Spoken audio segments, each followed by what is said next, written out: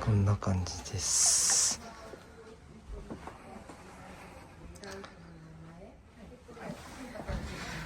もうある程度分けてあるので、こんな感じでなっております。こっち側には壁が隠れてます。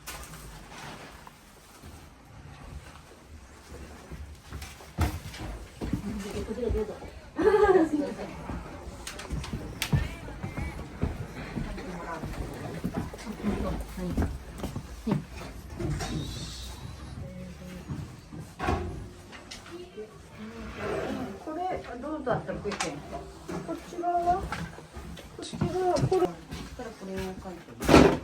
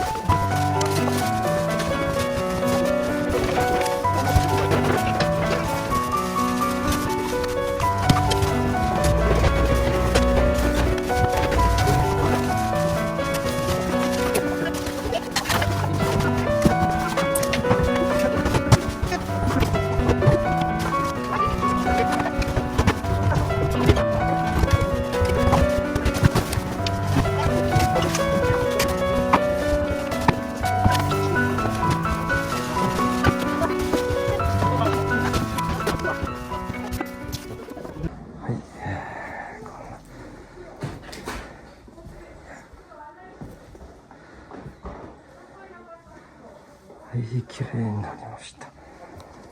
もうここは解体するのでね、